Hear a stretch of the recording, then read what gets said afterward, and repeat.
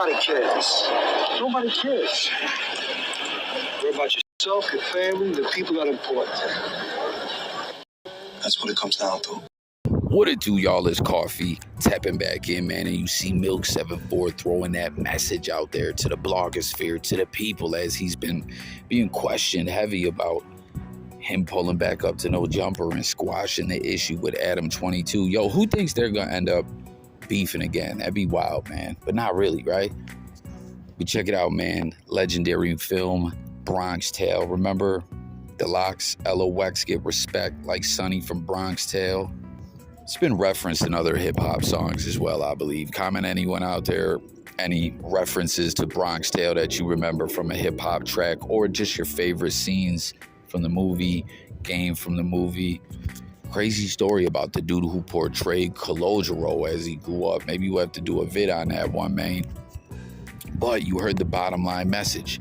Fuck what other people say. If you recall in the film, he was dating a black girl, Calogero was, and you know, this is like way back in the day, and people had very small-minded, racist, prejudiced views. And Sonny was like, fuck what they're talking about. Fuck what people say. Worry about yourself, worry about your fam, and that's it. Like, friends ain't really friends, more or less. Sonny was giving Calogero a lot of game, and it seems Milk has implemented that in his life, as he's always kind of been, in a sense, a Rolling Stone or a loner, a one-man army, a one-man gang in this YouTube-ish. But it seems that's kind of like his response in a way to a lot of the people having all these questions about him pulling back up. Like, where does it all come from? But we got a couple other very, very brief clips to play that I want to break down with y'all, because Milk and Adam's issues, like on the episode, they glossed over that very quick. You know, it was like they were putting that behind them with the quickness. It was wild.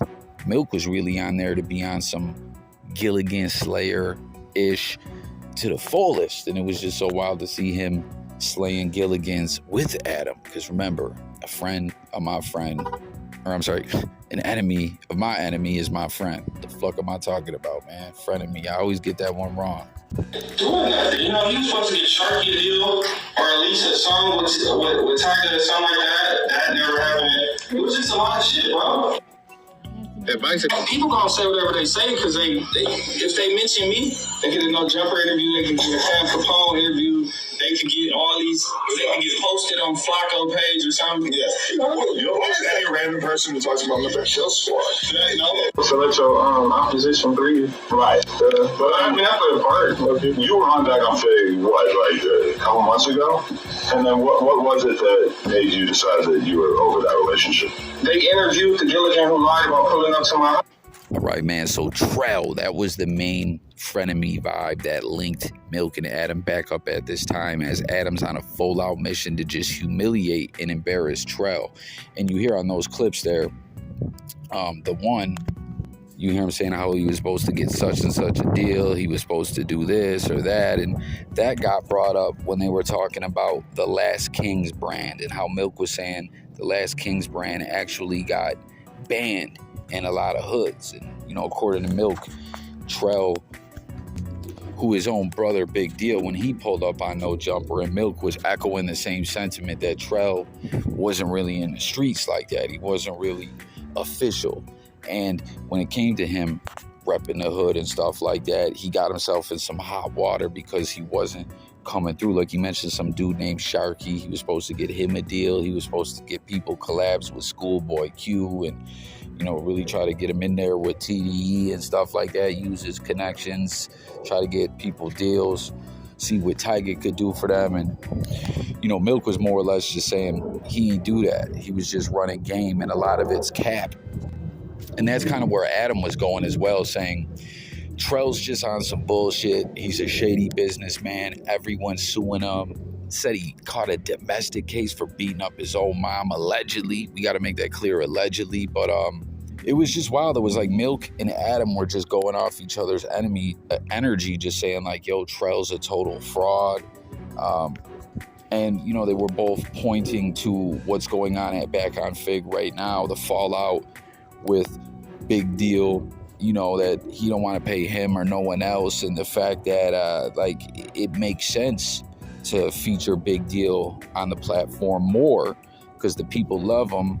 You know, he's got that aura about him when he gets on there making the content, and that's what they were showing and saying as an example with that, like, aside from being a shady businessman and all that, they're saying, yo, he's just a cold hater. He don't want to let the real one in the door, his own brother. He's jealous of him. But then you heard the clip where he was talking about, you know, going back to war and, you know, saying Fluck back on Fig once again was because they interviewed the Gilligan that lied on him. And we got to talk about this, y'all. Is G-Face the biggest Gilligan there is in the whole blogosphere? Like, think about it, y'all.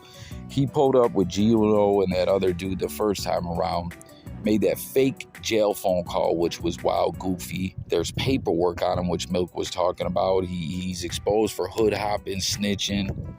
Then he lies again on Milk and says, like, yo, I pulled up to his crib and all that, where he brought a few other dudes to back on Fig. And I feel Milk for feeling some kind of way about that, because that was just a full-blown fairy tale. One of the dudes just came out and admitted it was straight up cap, and it was more like a skit they were doing.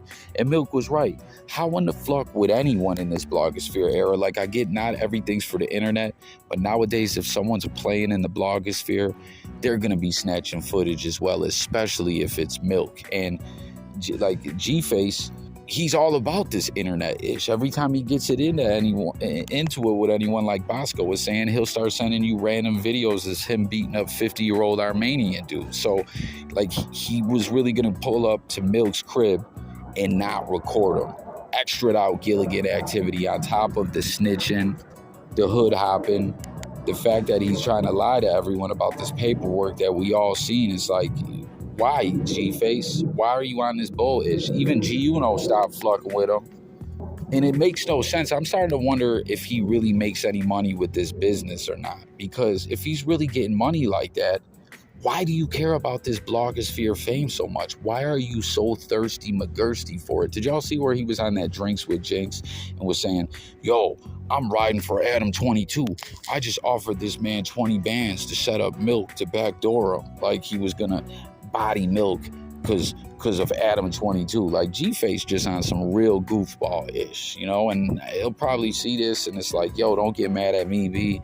Don't get mad at Milk. Don't get mad at anyone. You're making yourself look goofy out here. And if he really is successful in business and has money and all this, then why do you want this blogosphere fame so bad? Like, wow, like, did you not get attention when you were growing up or something?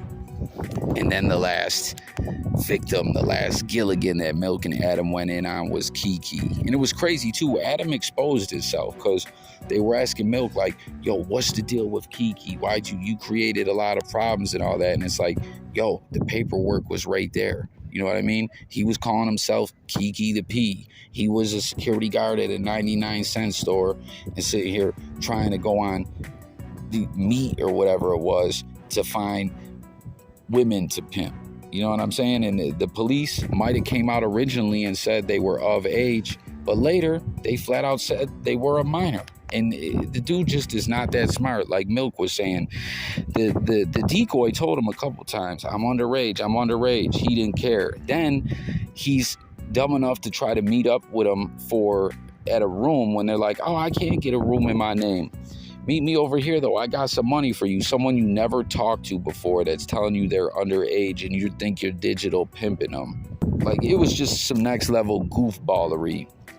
And then he even said, yo, that's Vice Night where you want me to meet. And then he still went. And you see Milk's clowning because he's like, look, this is back on Fig's guest this upcoming week. And it was so crazy, too, because Adam22 was like, yeah, I knew about all that and I was okay with it and everything. So it's like, damn, B, you were okay with the fact that someone attempted to pimp a minor.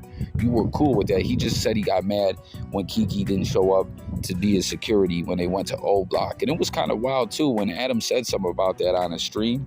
Kiki got cocky about it. It's like, yo, who do you think you are? You're some ex-offender, failed cornball attempting to pimp an underage minor. And then you get a job at No Jumper and tattoo it on your head like a goofy. And then you don't show up to do your security job. But he can't even really travel around with the burner or nothing like that because he's an ex-offender. But the point is, Adam was cool with all that. Adam was okay with it, but now they're pulling back up to no jumper. And it's wild too, when I did a video on it before, the Kiki dude, he's really in denial, and like AD's in denial about Kiki as well. Like, yo, the man was down to pimp a minor, flat out. Whether it said of age in the beginning, at the end, they were saying they were underage. They got all the minutes, they got all the court paperwork. He was talking about, yo, charge this much to do this and all that and everything, and use a human trafficker ex-offender, an attempted one.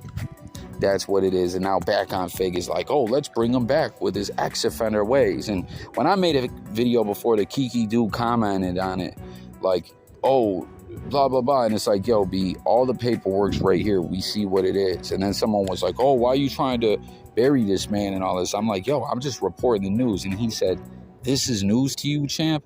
Yeah, you think someone being on a platform like No Jumper, being a registered ex-offender who attempted to pimp an underage individual, is in denial about it and had the nerve to go on No Jumper and talk about it after they just got down with No Jumper and tatted it all over their head?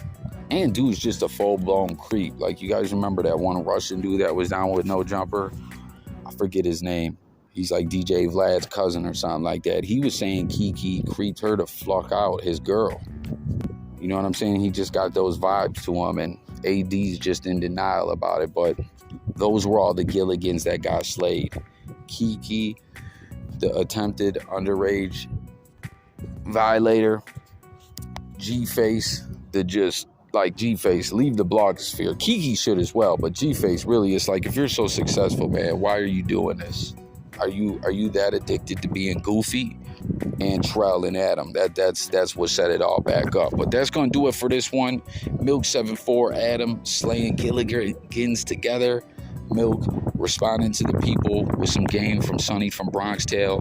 What do you think about it all? All these Gilligans, all this itch? Hit the comments with it, subscribe to the channel, and I'm gone.